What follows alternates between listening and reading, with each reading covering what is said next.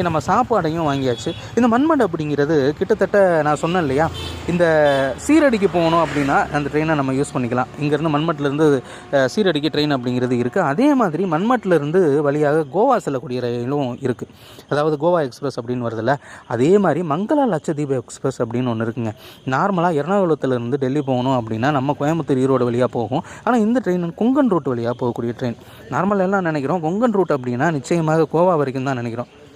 ஆனால் கோவா வரைக்குமே கொங்கன் ரூட் அப்படிங்கிறது கிடையாதுங்க. கொங்கன் ரூட் அப்படிங்கிறது கிட்டத்தட்ட மும்பை வரைக்குமே இருக்குது. நிச்சயமாக கொங்கன் ரூட்டை கவர் பண்ணணும் அப்படிங்கிறது என்னுடைய ஆசை. அது என்றைக்கு நிறைவேற போகுது அப்படிங்கிறது தெரியல. ஒருவேளை மும்பை போகிறேன், இங்கே நம்ம வேலை முடிஞ்சு அப்படின்னா நிச்சயமாக கொங்கன் ரூட்டை கவர் பண்ண பார்க்குறேன். அதுக்காக கொங்கன் ரூட்டை தான் கவர் பண்ண போகிறேன் அப்படின்னு நினச்சிடாதீங்க. கொஞ்சம் நேரத்துக்கு முன்னாடி வெஜிடபிள் பிரியாணி 50 ரூபான்னு சொன்னாங்க. என்னடா 50 ரூபா ரொம்ப கம்மியாக இருக்கே அப்படின்னு நம்ம கேட்டோன்னா, இந்த நம்ம புளியோதரை தருவாங்க பார்த்தீங்களா கோயிலில், அந்த மாதிரி ஒரு பிளேட்டில், சின்ன பிளேட்டில் 50 ரூபாய்க்கு கொடுத்தாங்க. அதெல்லாம் எந்த